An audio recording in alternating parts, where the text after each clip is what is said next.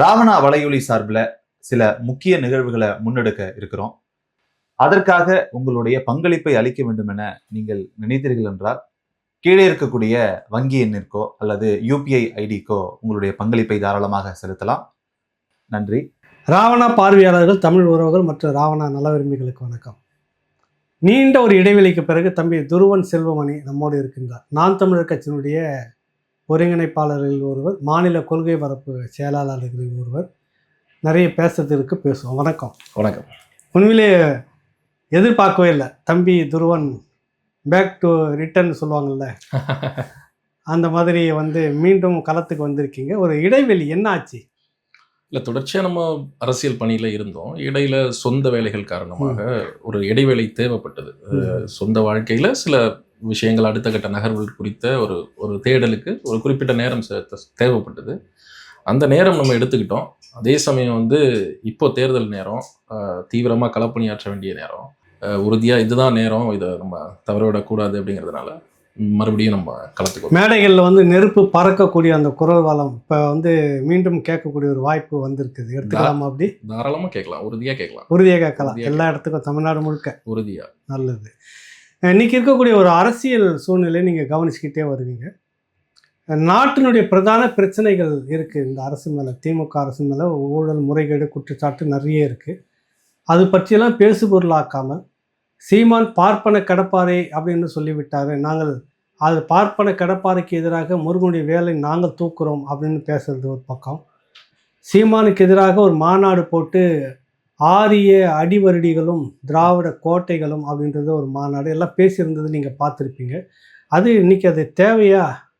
சீமானுக்கு எதிராக பாதை போட்டு கொடுக்கறது பாஜகவுக்கு நாம் தமிழர் கட்சி நீங்களா அப்படின்ற கேள்வி இருக்குது. அதுதான் பிரதானமாக அவங்க பிரச்சாரம் பண்ணது. அவங்க எல்லாருமே ஒரு படி மேலே போயிட்டு சீமான்லாம் தொட்டால் நாரும், கை வச்சா நாரும் அப்படின்ற அளவுக்குலாம் பேசுறது நீங்கள் பார்த்துருப்பீங்க. கொசுவை அடிக்கலாம், ஈ அடிக்கலாம், பச்சையாக ஒன்று இருக்கும், அது அடித்தோம்னா நாரும் அப்படின்னு அம்மா ஒருத்தர் பேசியிருக்காங்க, அருள்மொழி அம்மா. இதெல்லாம் நீங்கள் எப்படி பார்க்குறீங்க? இல்லை, தொடர்ச்சியாக இந்த மாதிரியான முறையற்ற அவதூறான கருத்துக்களை நாம் தமிழர் கட்சியின் மீது விமர்சனம்ங்கிற பேரில் தொடர்ச்சியாக சொல்லிக்கிட்டே இருக்கிறது அப்படிங்கிற விஷயம் திராவிட கூடாரத்திற்கு நாம் தமிழர் கட்சியின் மேலே இருக்கக்கூடிய அச்ச உணர்வை தான் வெளிப்படுத்துது. தொடர்ச்சியாக தாங்கள் நம்பி வந்த ஒரு ஒரு ஒரு கொள்கை, ஒரு சித்தாந்தம் ரொம்ப போலியானதுன்னு வெகுஜன மக்களுக்கு, பொதுமக்களுக்கு அடையாளப்படுத்தப்படும் போது, அதில் இருக்கிற குறைகளை நாம் சுட்டிக்காட்டி பேசுகிற போது, அது ஏன் பிழை, அது ஏன் தவறு, அது இந்த மக்களுக்கு எந்த விதமான கேடுகளை இழைத்திருக்கிறது அப்படின்னு பொது சமூகத்தின் முன்பாக சாட்சியங்களோடு தர்க்கபூர்வமாக, ஆதாரபூர்வமாக நாம் பேசுகிற போது, அது குறித்த ஒரு அரசியல் மிக தீவிரமாக மேலெழுகிற போது, எதிர்கூடாரத்தில் இருக்கிறவங்களுக்கு தன்னியல்புல ஒரு அச்ச உணர்வு ஏற்படுது. அந்த அச்ச உணர்வின் காரணமாக, பதட்டத்தின் காரணமாகத்தான் இந்த மாதிரி எல்லாம் பேசுறாங்க. நியாயமா அவங்க நமக்கு பதில் சொல்லணும் அப்படின்னா நம்ம ஒரு கருத்தை எடுத்து வைக்கிறோம். இப்ப உதாரணத்திற்கு பெரியாருடைய மொழிக் கொள்கை பற்றி நம்முடைய கருத்தை எடுத்து வைக்கிறோம். அதே சமயம் அவருடைய சில சமூக செயல்பாடுகள்ல நமக்கு இருக்கக்கூடிய கருத்துக்களை எடுத்து வைக்கிறோம்னா, இது சரி, இது தவறு, அல்லது நீங்க இவ்வளவு தவறா புரிஞ்சிருக்கிறீங்க, இல்ல இது இந்த அடிப்படையில தான் நடைபெற்றது அப்படிங்கிற மாதிரியான கருத்துக்களை அவங்க நமக்கு சொல்லணும். அதுதான் ஒரு ஆக்கப்பூர்வமான அரசியலா இருக்க முடியும், ஆக்கப்பூர்வமான கருத்து பரிமாற்றமா இருக்க முடியும். ஈவன் தங்களுடைய தரப்பை அவங்க பலப்படுத்திக்கிறதுக்கே இந்த வேலையை தான் செய்யணும். ஆனா நியாயமா அவங்க, நீங்க நல்லா கவனிச்சிங்கன்னா தெரியும், நீங்க ஊடகவியலாளர், உங்களுக்கு தெரியாது இல்லை, நீங்க தொடர்ச்சியா சமூகத்தை கவனிச்சுட்டே இருக்கீங்க, தொடர்ச்சியா இந்த இயங்க அரசியலை கவனிச்சுட்டே இருக்கிறீங்க. இந்த மாதிரியான ஒரு சூழல்ல அவங்க அந்த தரப்புல இருந்து எந்த கருத்துக்களும் இது போல வந்த போல தெரியல. மாற அவங்க என்ன பண்ணுவாங்கன்னா, நம் கேள்வி கேட்கிற பட்சத்துல, நாம நம்முடைய கருத்தை முன் வச்சு கேள்வி கேட்கிற பட்சத்துல அவங்க ரொம்ப இலகுவா நம்மளை சங்கின்னும், நம்மளை பிஜேபி ஆதரவாளர்னும், நம்மளை இந்துத்துவ அடிவருடினும் மிக எளிமையா அவங்களால சொல்லிட முடியுது. இதை பெரியாருடைய பின்வந்தவர்கள், பெரியார் திராவிட கழகத்தினர், அவருடைய பின்தொடர்பாளர்கள் மட்டும் இதை செய்யறதில்லை. பெரியாரே ஒரு காலத்துல அதை செஞ்சிருக்காரு. நீங்க திருக்குறளை அவர் ஆரிய நூல்னு சொன்னாரு. யாராவது ஒத்துப்பாங்களா திருக்குறள் ஆரிய நூல்ங்கிறது? 4 வர்ணங்கள் இருக்குது, பிறப்பின் அடிப்படையில ஏற்றத்தாழ்வுகள் இருக்குது அப்படின்னு போதிக்கிறது தான் உங்களுக்கு சனாதனம். அதுதான் மனு தர்ம நியதிகள். அதற்கு எதிராக பிறப்பொக்கும் எல்லா உயிர்க்கும் எழுதுறது இருக்குல்ல, எல்லாமும் சமம்னு எழுதுறது இருக்குல்ல, அப்ப அது ஒரு எதிர்கலகம் தானே, அது ஒரு எதிர்நூல் தானே. அதை ஆரிய நூல்னு தள்ளுறதா இருக்கட்டும், தமிழ் இலக்கியவாதிகளை, தமிழ் மரபில் வந்த பெரும் புலவர்களை, பெரும் அறிஞர்களை, இவர்கள் ஆரியவாதிகள், இந்துத்துவ அடிவர்டிகள், இப்படி காலகாலமா ஒரு பக்கத்து ஒரு லேபிள் பண்ணி தள்ளி விடுற வேலை இருந்துட்டே இருக்குது இல்ல. இதை தொடர்ச்சியா பெரியாரும் செய்தார். பெரியாருக்கு பின்பாக வந்த அவருடைய கழகத்தினரும் தொடர்ச்சியாக செஞ்சுக்கிட்டே இருக்கிறாங்க. அவங்களுடைய அல்டிமேட்டான நோக்கம் இந்த கருத்தியல்ல பெரியார் பத்தி பேசுறதுல அவங்களுக்கு நிறைய பலன்கள், லாபங்கள் இருக்கு. அதை நாம் எதிர்கருத்து கொண்டு பேசுற போது, அதை முறியடிக்கிற போது அவங்களுக்கு அந்த லாபம் இல்லாம போயிடுது. அதுல ஒரு அச்ச உணர்வு ஏற்படுது. அந்த அச்ச உணர்வின் காரணமாக ஏற்படக்கூடிய புலம்பல்னு தான் நம்ம அதை பார்க்க முடியும். அது புலம்பலா தான் பாக்குறீங்க. உறுதியா அது ஒரு மடைமாற்ற அரசியலை ஏன் பார்க்கக்கூடாது? தமிழ்நாட்டு பிரச்சனைகளை மடைமாற்றிட்டு போறது, சீமானை பற்றி ஒரு பெரும் நிகழ்ச்சியை நடத்தினாக்கா, ஏன்னா இது வரைக்கும் ஒரு 4-5 நிகழ்ச்சிகள் இந்த இவர்களே பெரிய பெரிய நிகழ்ச்சிகள் மக்கள் பிரச்சனைக்காக இப்படி கூடிய ஒரு பெரிய விவாதத்தை பண்ணது. வேங்க வயல் தனி தொட்டி விஷயத்துக்கு இப்படி இவங்க கூடலை. திரௌபதி அம்மன் கோயில் சீல் வச்சப்ப இப்படி இந்த அரசு வைக்கலாமா அப்படின்னு ஒன்றும் கூடலை. நிறைய விஷயங்கள் இந்த மாதிரி நடந்தது. விலைவாசி ஏறி போனதுக்கு இப்படி அரசு ஊழியர்கள் இவ்வளோ போராடிட்டு இருக்கிறாங்க, தூய்மை பணியாளர்கள், அதுக்கு இப்படிலாம் ஒரு மீட்டிங் போட்டு பேசலை. எதற்குமே இல்லாமல் சீமானுக்கு மட்டும் குறி வச்சு நடத்துறாங்கன்னா வேற ஏதாவது மடைமாற்ற அரசியல் இருக்குன்னு நினைக்கிறீங்க? இல்ல, உறுதியா இருக்கு. அந்த மாதிரி ஒரு ஒரு ஒரு துணி, அந்த மாதிரியான ஒரு விடயம் உண்மையிலே இருக்கு. நானே அது குறித்து பேசியிருக்கேன். என்னன்னா, நீங்க கருணாநிதி அவருடைய ஆட்சி காலத்துல கூட இந்த அளவுக்கு பெரியாருக்கான ஒரு ஸ்பேஸ் திமுகல இல்ல. இந்த அளவுக்கு பெரியாரை அவர்கள் வெளியில பேசல. பெரியாருங்கிற ஒரு இமேஜ் இந்த அளவுக்கு அவங்களுக்கு தேவைப்படல. ஏன்னா கருணாநிதிக்கு அவர் மீது இருந்த நம்பிக்கை, கருணாநிதியினுடைய அரசியல் நல்லது கெட்டதெல்லாம் தாண்டி அவர் அடிப்படையில ஒரு ஒரு அரசியல்வாதி. அவருக்கு தன்னுடைய பலம் எது, பலவீனம் எதுன்னு நல்லாவே தெரியும். அவருக்கு பெரியார் இந்த அளவுக்கு தேவைப்படல. ஆனா ஸ்டாலினுக்கு பெரியார் இந்த அளவுக்கு தேவைப்படுது அப்படின்னா, ஒரு ஈக்குவலா ஒரு இமேஜை கொண்டு வந்து நிறுத்தணும் அப்படிங்கிற ஒரு தேவை இருக்குன்னா, தன்னளவுல தான் வீக்கா இருக்கும்னு ஸ்டாலின் ஒத்துக்கிறாரு. திமுக அரசாங்கம் வீக்கா இருக்குன்னு ஸ்டாலின் ஒத்துக்கிறாரு. தன்னால பிஜேபியை சமாளிக்க முடியல. இப்ப ஆல்டர்னேட்டிவா ஒரு ஃபிகர் தேவைப்படுது, பெரியாரை கூட்டு முன்னாடி நிறுத்து அப்படின்னு பெரியார முன்னாடி நிறுத்துறது. இதுல இன்னொரு முக்கியமான விஷயம் என்னன்னா, எந்த ஒரு தலைவனும் சரி, எந்த ஒரு தனி மனிதனும் சரி, விமர்சனங்களுக்கு அப்பாற்பட்டவன் கிடையாது. உறுதியா விமர்சனம் இருக்கும். அவருடைய கருத்துக்கள்ல, நடவடிக்கைகள்ல, சமூகத்திற்காக அவர் நடத்திய போராட்டங்கள் மீது கட்டாயம் எதிர்கருத்து இருக்கும், கட்டாயம் விமர்சனம் இருக்கும். ஆக எந்த தலைவரும் விமர்சனத்துக்கு அப்பாற்பட்டவர் இல்ல அப்படிங்கிற பட்சத்துல பெரியாரும் விமர்சனத்துக்கு அப்பாற்பட்டவர் அல்ல. பெரியாரை கொண்டு முன்னாடி வைக்கும் போது, முன்னாடி வைக்கக்கூடிய இந்த திராவிடர்கள், திராவிட ஆதரவாளர்களுக்கு உறுதியா தெரியும் பெரியாரை விமர்சிக்கிறதுக்கு 1000 விஷயங்கள் இருக்கு, கண்டிப்பா இவங்க அதை பேசுவாங்கன்னு சொல்லி. ஆனா அவங்க என்ன விருப்பப்படுறாங்கன்னா, நீங்க அதை பேசுங்கன்னு விருப்பப்படுறாங்க. அதான் மடை மாத்துறது. நீங்க பேசுங்க. அதற்கு பின்பாக நீங்க நல்லா கவனிச்சீங்கன்னா தெரியும், ஊடகத்துறையில இருக்கிறதுனால கடந்த ஆட்சியா இருக்கட்டும், அதாவது இந்த எடப்பாடி பழனிசாமியினுடைய ஆட்சியா இருக்கட்டும், அதற்கு முன்பாக இருந்த கலைஞர் கருணாநிதியுடைய ஆட்சியாக இருக்கட்டும், இந்த காலகட்டங்கள்லாம் அம்மையார் ஜெயலலிதாவினுடைய ஆட்சியா இருக்கட்டும், இந்த காலகட்டங்கள்ல தேர்தல் நெருக்கத்தின் போது அல்லது அவர்கள் ஆட்சிக்கு 1 வருடம் 2 வருடத்துல அந்த ஆட்சியினுடைய சட்டத்திட்டங்கள், செயல்பாடுகள், கேடுகள், அவர்கள் மக்களுக்கு செய்கிற நன்மைகள், தீமைகள், இது எல்லாற்ற பத்தியும் ஒரு பிரீஃபான டிஸ்கஷன் இருக்கும். ஒரு உரையாடல் சமூக வலைதளங்கள்ல, தொலைக்காட்சிகள்ல, ஊடகங்கள்ல ஒரு உரையாடல் இருக்கும். ஆனா இந்த திமுக ஆட்சி காலத்துல நீங்க கவனிச்சு பாத்தீங்கன்னா, அந்த மாதிரியான ஒரு உரையாடலை நீங்க பெரிய அளவுல பார்க்க முடியாது, உறுதியா நீங்க பார்க்க முடியாது.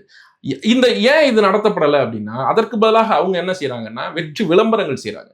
வெற்றி விளம்பரங்களா இருக்கட்டும், பெரியாரை கொண்டு முன்னாடி வைக்கிற போது பெரியாருக்கு எதிராக ஒரு கருத்து பேசுறோம், அது வைரல் ஆகுது, அது எல்லாராலையும் பார்க்கப்படுது, பரப்பப்படுது. அது ஒரு ரொம்ப ஆங்கமான ஒரு அரசியல் விஷயமாவே இருக்குல்ல. அப்ப அதுக்கு பின்னாடி இது எல்லாமே மறைஞ்சு போயிடுது. ரொம்ப ப்ரீ பிளான்டா பெரியாரை மட்டும் நீ பேசு, அதை தாண்டி என்னுடைய ஆட்சி பக்கிட்டு வராது, அதை தாண்டி நான் என்ன பண்றேன் அப்படிங்கறத பத்தி உனக்கு எந்த அக்கறையும் தேவையில்லை, உனக்கு நான் முன்னாடி ஒரு விஷயம் கொடுத்துருக்கேன், அந்த விஷயத்தை பத்தி பேசு அப்படிங்கிறது தான் அவங்களுடைய நிலைப்பாடா இருக்கு. தவிர பெரியாரை நீண்ட நெடுங்காலத்துக்கு பிறகு இவ்வளவு உயிர்ப்போட இவ்வளவு தூரம் தாங்கி கொண்டு முன்னாடி நிறுத்துறதுக்கான தேவை என்ன இருக்குன்னா, அதுக்கு பின்னாடி அவங்களுக்கு ஒரு மார்க்கெட் இருக்கு, அவங்களுக்குன்னு இன்ஸ்டிடியூஷன்ஸ் இருக்குது, அவங்களுக்கு நிறைய அந்த பெரியார் உலகம் மாதிரியான பிளான்ஸ் எல்லாம் இருக்குது. அதுக்கு நிறைய பொருட்செலவு 100 கோடி 200 கோடின்னு பட்ஜெட் போட்டிருக்காங்க. அப்ப என்னன்னா, பல தீக்காக்காரர்கள் பெரியாரை மறந்துருப்பாங்க, தீக்காக்காரராகவே இருந்தாலும் பெரியாரை மறந்துருப்பாங்க. அப்படியே நினைவுகள்ல இருந்தாலும் பெரியாருக்கான தேவை என்ன இருக்கு, பெரியாருக்கான சந்தை என்ன இருக்கு, பெரியார் குறித்த ஒரு டிமாண்ட் என்ன இருக்கு, அப்படி ஒண்ணும் இல்லை. அப்ப அதை கிரியேட் பண்ணணும். அதை கிரியேட் பண்ணும்போது பெரியார் இங்க பேசு பொருளாக இருக்கிறவரை, பெரியாருடைய கருத்துக்கள் இங்க சர்ச்சைக்குரியதாகவும் சமூகத்தில் நிலைபெறுகிற வரை நமக்கு ஒரு மார்க்கெட் இருக்கு. அதை வச்சு ஒண்ணும் இல்ல. இப்ப கி வீரமணி அவர்கள் தமிழ்நாடு முழுவதும் நிதி அளிப்பு கூட்டம் நடத்திட்டு இருக்கிறாரு. பெரியார் உலகத்திற்காக. ம். சாதாரணமா போய் கேட்டவனும் தரமாட்டான். பெரியார் முன்னாடி பேசி பெரியார வந்து சீமானை வச்சு இதை விளம்பரம் பேசி ஒரு பெரிய trend ஆக்கி கொண்டு இருப்பாங்க. வந்து நம்ம வந்து இந்த மாதிரியான விஷயங்கள் செய்யலாங்கிற எண்ணங்கள் கூட அவங்களுக்கு இருக்கு. முழுக்க முழுக்க அரசியல் காரணங்களை தவிர சுயநலம் தானே தவிர பொதுநலம்லாம் ஒண்ணுமே இல்லை. ம். இப்ப இந்த அரசு மக்களுக்கான இது எல்லாத்தையுமே கிட்டத்தட்ட நிறைவேற்றி முடித்து விட்டோம் அப்படின்னு தான் சொல்லிட்டு இருக்கிறாங்க. ஒரு கோரிக்கை நாங்கள் வைக்கல, தேவைக்கு மேலேயும் செய்திருக்கிறோம்னு சொல்லிட்டு இருக்கிற அதே நேரத்தில் அரசு ஊழியர்களில் கிட்டத்தட்ட பெரும்பகுதி அரசு ஊழியர்கள், மருத்துவர்கள், செவிலியர்கள், ஆசிரியர்கள், எல்லா பிரிவினர்களை சேர்ந்தவர்கள், தூய்மை பணியாளர்கள் எல்லாருமே சேர்ந்து எதிராக போராடிட்டு இருக்கிறாங்க. ஒரு பக்கம் நாங்கள் நிறைவேற்றி விட்டோம், வாக்குறுதிகளை எல்லாமே கூடுதலாக செய்து முடிச்சிட்டோம், சொன்னதுக்கு மேலே செய்கிறான்றது ஒரு பக்கம். இந்த போராட்டங்கள் ரெண்டையும் நீங்கள் எப்படி பார்க்குறீங்க? பச்சை பொய்ன்னு நினைக்கிறேன். ம். அதாவது திமுக கொடுத்த தேர்தல் வாக்குறுதிகள்ல எத்தனை சதவீதம் நிறைவேற்றிருக்கிறாங்கன்னு நம்ம பார்க்கணும். 505 தேர்தல் வாக்குறுதியா சம்திங் எவ்வளவுன்னு நினைக்கிறேன். ம். கிட்டத்தட்ட ஒரு மிக குறைந்த சொற்ப அளவு தான் நிறைவேற்றப்பட்டிருக்குது. அதுலேயும் வந்து பாமகவினுடைய அண்ணன் அன்புமணி அவர்கள் வந்து சில நாட்களுக்கு முன்பாக ஒரு அறிக்கை கொடுத்திருந்தாங்க. இத்தனை தேர்தல் வாக்குறுதிகள் இருக்குது, அதில் இவ்வளவு தேர்தல் வாக்குறுதிகள் தான் நீங்கள் நடத்திருக்கிறீங்க. மொத்தமாகவே ஒரு துறையில் இத்தனை தேர்தல் வாக்குறுதிகள் இருக்குன்னா இதில் நிறைவேற்றப்பட்டது எது, நிறைவேற்றப்படாதது எது, குறைந்த அளவுல அரைகுறையாக நிறைவேற்றப்பட்டது எது அப்படின்னு சொல்லி பகுத்து கொடுத்துருக்காங்க. கிட்டத்தட்ட 80% ஆஃப் அந்த தேர்தல் வாக்குறுதிகள் நிறைவேற்றப்படலை. ஆனா இவங்க என்ன சொல்றாங்கன்னா 80% நாங்க நிறைவேற்றிட்டோம்னு சொல்றாங்க. 90க்கு மேல போயிட்டாங்க அவங்க. ஆமா, அது ரொம்ப பச்சையான ஒரு பொய். நீங்க விரல் விட்டு என்ன முடியும், விரல் விட்டு சொல்ல முடியும் நம்மளால. நீங்க வந்து நிறைவேற்றிய திட்டங்களை பற்றி. நிறைவேற்றாத திட்டங்கள் இருக்கு. இப்போ சாதாரணமா ரேஷன் கடையில நாங்க வந்து எலக்ட்ரிசிட்டி கன்சம்ஷனை வந்து கட்டுப்படுத்துற விதத்துல நாங்க வந்து எல்இடி பல்பு கொடுப்போம் அப்படிங்கிறது தேர்தல் வாக்குறுதி. அது கொடுத்தாங்களான்னு இன்ன வரைக்கும் தெரியாது. எந்த ரேஷன் கடையிலையும் கொடுத்த மாதிரி தெரியல. இதை தாண்டி நீட்டு ஒழிப்பு, சமூகத்தினுடைய மிக முக்கியமான பிரச்சனைகள்லாம் தேர்தல் வாக்குறுதியாக கொடுக்கப்பட்டது திமுகவினுடைய ஆட்சி காலத்துல. அது குறித்தெல்லாம் எந்த விதமான நடவடிக்கைகளும் எடுத்தாங்க அப்படிங்கலாம் நமக்கு ஒண்ணுமே தெரியல. ஆக நிறைவேற்றப்படாத வாக்குறுதிகள் நிறைய இருக்கு. இதெல்லாம் பேசாதீங்க அப்படிங்கிறதுக்காக தான் இப்போ அவங்க பெரியாரை பேசிட்டு இருக்கிறது. அந்த அளவுக்கு இது வந்து ரொம்ப பர்ஃபெக்டான ஒரு ஆட்சி, இவங்க சொல்றபடி நல்லாட்சி அப்படிலாம் கிடையாது. நல்லாட்சினா ஏன் இவ்வளவு பேர் போராடுறாங்க? ஆசிரியர்கள் ஏன் போராடுறாங்க? செவிலியர்கள் ஏன் போராடுறாங்க? தூய்மை பணியாளர்கள் ஏன் போராடுறாங்க? இவ்வளவு சாதிய பிரச்சனைகள் தமிழ்நாட்டில் ஏன் நடக்குது? சட்டம் ஒழுங்கு ஏன் சீரழிஞ்சு போயிருக்கு? இத்தனை கொலைகள், கற்பழிப்புகள், பாலியல் சீண்டல்கள் ஏன் நடக்குது? இயற்கை வளங்களை ஏன் வெட்டி கொண்டு போறாங்க? எல்லாமும் அந்த ஆட்சியில நடந்துட்டு தான் இருக்குது. நடக்காது என்ன இருக்குது? அது எப்படி ஒரு அற்புதமான ஆட்சியா இருக்க முடியும்? எந்த விதத்துல மாற்றா நீங்க இருக்க முடியும்? எந்த விதத்துல அற்புதமான ஆட்சி அதை சொல்ல முடியும்? வாய்ப்பே இல்லை. இப்போ திருமாவளவன் தொடர் உள்ளிட்டவர்கள் மேடையில் எல்லாருமே நோக்கம், பொது நோக்கம் என்னன்னா இந்துத்துவா உள்ள நுழைஞ்சிருது, அது மோசமானது. சீமான் அதற்கு பாதை போட்டு கொடுக்கிறார். அதைத்தான் நாங்கள் எதிர்க்கிறோம். அது அப்படியானதை ஒன்று அனுமதிக்கவே கூடாது தமிழ்நாட்டுக்குள்ளாக. அது தமிழ்நாட்டுக்குள்ளே இழுத்துக்கிட்டு வராது. அதான் அவங்க பேசுனதுடைய ஒட்டுமொத்த நோக்கம். நீங்கள் பாதை போட்டு கொடுக்குறீங்களா பாரதிய ஜனதா கட்சி இந்துத்துவாவுக்கு, நாம் தமிழர் கட்சி? இல்லை, அண்ணன் திருமாவளவனுடைய கருத்துக்கள், அதுவும் குறிப்பாக இந்த திமுக கூட்டணியில் இந்த ஆட்சி காலத்தில் அவருடைய கருத்துக்கள் வந்து நாளுக்கு நாள் ரொம்ப பலகீனமான கருத்துக்களாக போயிட்டே இருக்கிறத கண் முன்னாடி அரசியல் விமர்சகர்கள் எல்லாமே பார்க்குறாங்க, நாடே பார்க்குது. உண்மையிலேயே அவர் வந்து தன்னியல்புல ஒரு முக்கியமான லீடர் தான், ஒரு தலைவர் தான். அவர் செய்த வேலைகள் சமூகத்தில் மிக முக்கியமான வேலைகள் தான், அதில் யாருக்கும் எந்த மாற்று கருத்தும் கிடையாது. ஐடியாலஜிக்கலாக ரொம்ப ஸ்ட்ராங்கான ஒரு லீடர் தான் அவர். ஆனா என்ன சிக்கல் நடக்குதுன்னா, திமுகவுக்கு முட்டு கொடுக்குறாங்கிற பேர்ல, திமுகவை சப்போர்ட் பண்றாங்கிற பேர்ல ரொம்ப ரொம்ப பிழையான கருத்துக்களை பேச ஆரம்பிக்கிறார். அவருக்கும் தெரியும் அது புரிதல் இல்லாத பிழையான கருத்துக்கள் தான். ஆனா பேச வேண்டிய சூழலுக்கு அவர் தள்ளப்படுறாரு. இப்ப நீங்க பாருங்க, நம்மளை பத்தி குறித்து சொல்லும் போது சொல்றாரு, அவர்கள் பேசுவது போலி தமிழ் தேசியம் அப்படின்னு சொல்லி. நீங்க கவனிச்சிருப்பீங்கன்னு நினைக்கிறேன், நம்மை பற்றி பேசும்போது சொல்றாரு. சரி, இப்ப போலி தமிழ் தேசியம்னா எது உண்மையான தமிழ் தேசியம்னு ஒண்ணு இருக்குல்ல. இப்ப நாடு அடைவதுதான் உண்மையான தமிழ் தேசியம்னு அவர் சொல்றாரு. அதைத்தான் அவர் அல்டிமேட்டா கிளைம் பண்றாரு, நாடு அடையணும் அப்படின்னு சொல்லி.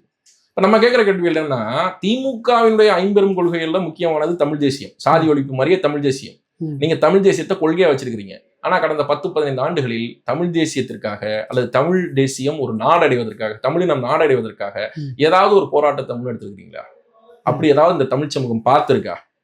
அப்ப யாரு பேசுறது போலி தமிழ் தேசியம்? இப்ப தமிழ் தேசியம் உங்களுடைய கொள்கையா இல்ல அப்படின்னா, தமிழ் தேசியத்தின் வழியாக ஒரு நாடடைவதற்கு நீங்கள் முயற்சிகள் மேற்கொள்ளல, அரசியல் செயல்பாடுகள் இல்லைன்னா உங்க கொள்கையிலிருந்து அதை தூக்கிட வேண்டியதானே? இல்லையே, எங்க காலகட்டத்தில் நாங்கள் செம்மொழிக்கான மாநாடு நடத்தணுமே. அது உங்க காலகட்டம். நான் என்ன கேட்கிறேன் அப்படின்னா, கடந்த 10-15 ஆண்டுகள்ல எந்த மாதிரியான செயல்பாடுகளை அண்ணன் திருமாவளவன் சொல்றாருல, நாடடைறது தான் உங்களுக்கு தமிழ் தேசியம் அப்படின்னு சொல்லி, அதற்கான எந்த விதமான கள செயல்பாடுகளை விடுதலை சிறுத்தைகள் செய்திருக்கிறதுன்னு நான் கேட்கிறேன். அதாவது இங்க 2 இருக்கு. ஒரு செல்ஃப் டிட்டர்மினேஷன்ங்கிறது ஒண்ணு, தன்னுரிமைங்கிறது ஒண்ணு, தனிநாடுங்கிறது ஒண்ணு.